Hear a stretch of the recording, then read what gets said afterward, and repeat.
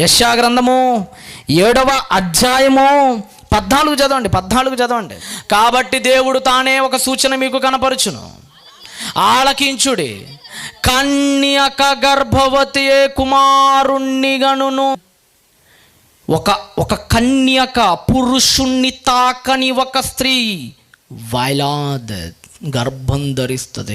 ఒక బెన్ పుడతాడు, ఒక కుమారుడు పుడతాడు. అతని షిమ్మో, అతని పేరేంటంటే ఇమ్మానుయేల్. ఇమాన్ అంటే తోడు, ఏల్ అంటే దేవుడు. ఆ వ్యక్తి ఒక కన్యక ద్వారా పుడతాడు. మిస్టర్ యెషయా, note this point my dear prophet, my dear beloved. ఈ వచనాన్ని నువ్వు చాలా జాగ్రత్తగా గుర్తుపెట్టుకో. యెషయా ఆ వ్యక్తి పుట్టబోయేది ఒక పెళ్ళైన సంసారి నుండి కాదు, ఒక కన్యక నుండి పుడతాడు అన్నప్పుడు ఒక్కసారిగా మైండ్ బ్లాక్ అయిపోయిందండి. ఏంటి దేవా, కన్యక నుండి ఒక వ్యక్తి పుడతాడా? ఎస్, కన్యక నుండి ఒక వ్యక్తి పుడతాడు. అయ్యా, పెళ్ళై 10, 25, 30 ఏళ్ళు గడుస్తున్న వాళ్ళకే పిల్లలు లేరు కదయ్యా. పెళ్ళై పురుషుడితో సంసార ధర్మంలో ఉన్న ఇళ్ళకే పిల్లలు లేకపోతే ఏ పురుషుడు తాకడి స్త్రీ బిడ్డను గనిద్దా? బిలీవ్ ఇన్ మై వర్డ్స్, నా మాట నమ్ము. యెషయా పుడతాడు ఒక వ్యక్తి, కన్యకకే పుడతాడు ఆ వ్యక్తి అని చెప్పాడండి. 1వ శతాబ్దములో కన్య అయిన మరియా అనే ఒక పరిశుద్ధురాలు కనపడిందండి దేవుడికి. ఒకరోజు గాబ్రియేల్ దేవదూత వచ్చింది. గాబ్రియేల్ ప్రతి చిట్టిదానికి రాదండి. గాబ్రియేల్ పైనుంచి కిందకి దిగాలంటే మ్యాటర్ చాలా సీరియస్ అయి ఉండాలి. అదే పరలోకం నుంచి దిగొచ్చింది దేవత. మరియా భయపడకము, నీకు శుభము కలుగునగాక. నీకు శుభం కలుగుతుంది. ఏంటయ్యా భయపడకంటున్నావు, శుభం అంటున్నావు ఏంటి? శుభం వస్తే నేనెందుకు భయపడతా? నువ్వు మొట్టమొదటిసారి భయపడొద్దు అన్నావు ఏంటంటే ఏదో భయపడే మ్యాటర్ ఏమైనా ఉందా? ఎస్, ఏంటంటే నీ భర్త నీ మీద చెయ్యి వెయ్యక ముందే నీకు బిడ్డ పుట్టేస్తాడని చెప్పగానే ఒక్కసారిగా ఏం అర్థం కావట్లేదండి. ఏంటి ప్రభువా? నిజంగా మరియమ్మ చాలా గొప్పదండి, చాలా గొప్పదండి మరియమ్మ పాపం. ఎందుకంటేనండి పెద్ద పెద్ద ప్రవక్తలే దేవుడు ఒక మాట చెప్తే నమ్మకుండా ఆయన శంకించారు.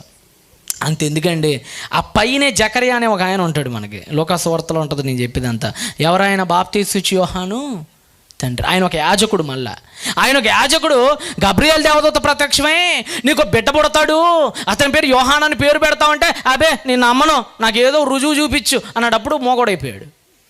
అంటే ఏదో నువ్వు ఒక యాజకుడు అయ్యుండి నువ్వే నమ్మకపోతే, ఆఫ్టర్ ఆల్ ఒక మహిళ, ఒక చిన్న స్త్రీ, పట్టుమని 25 ఏళ్ళు లేని ఒక చిన్న స్త్రీ, ఆమె ఎలా నమ్మిద్ది? మరి అంతే నమ్మింది. అందుకే మరియమ్మ బ్లెస్డ్ అయింది, అందుకనే ఆమె గొప్పదైపోయింది పాపం.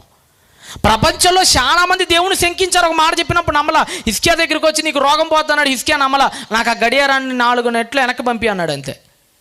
గిజ్జోన్ దగ్గరికి వచ్చాడు, గిజ్జోన్ నమ్మలా. గొర్రె చర్మం వేసి దీని మీద మంచు కావాలంటాడు ఒకసారి, లేదు పొడిగా ఉండాలంటాడు ఒకసారి, నమ్మలా. అంతెందుకండి, ఇజ్రాయేలు కూడా నమ్మలా. ఆ కర్ర కింద ఎత్తే అది పాము అయితే అప్పుడే నమ్ముతా ఉన్నారు. అంటే ప్రపంచంలో అందరూ శంకించి దేవుడి నుంచి ఒక సూచన క్రియను అడిగిన వాళ్ళే.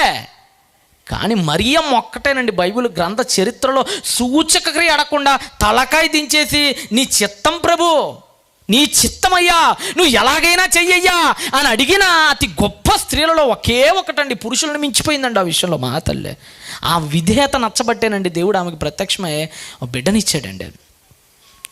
ప్రవక్తల ప్రవచనాలను రుజువు చేస్తూ ఆదాము దగ్గర ఎత్తిన ప్రవచనానికి ప్రతిరూపం, కార్యరూపం దాలుస్తూ ఒక పురుషుడు 2000 ఏండ్ల క్రిందట కనీసం తినటానికి దిక్కులేని కుటుంబంలో పుట్టాడండి. ఏమంటే మరియమ్మ కుటుంబం ఏమి మంచి ధనవంతురాలైన కుటుంబం లేదు. గట్టిగా మాట్లాడాలంటే మరియమ్మ వాళ్ళ ఇంట్లో ఓ చిట్టి గొర్రె పిల్ల కూడా లేదు. అతి కట్టిక బీద కుటుంబం వాళ్ళది. ఎవరిది? మరియమ్మదే. ఏమంటే మీరు జాగ్రత్తగా వినండి, మరియమ్మది గంజి నీళ్ళు తాగటానికి కూడా దిక్కులేని కుటుంబం అండి ఆ తల్లిది పాపం. ఎందుకు ఈ మాట చెప్తున్నానంటే, ఇది ఎలా నేను చెప్పగలుగుతున్నానంటే, ఒక వ్యక్తి బైబిల్ చరిత్రలో ఒక పురుషుడు పుట్టినప్పుడు ఆ తల్లి ఏం చేయాలంటే, డబ్బులున్న తల్లి అయితే గొర్రె పిల్లనివ్వాలి, డబ్బులు లేకుండా తిండికి దిక్కులేని వాళ్ళు అయితే పావురం పిల్లల్ని ఇవ్వాలి. మరియమ్మ ఏమి ఇచ్చిందండి? అంటే దేనికి దిక్కులేదు పాపం ఆ తల్లికి? గొర్రె పిల్లకు కూడా దిక్కులేదండి. అంత కటిక బీదరికంలో పుట్టారండి.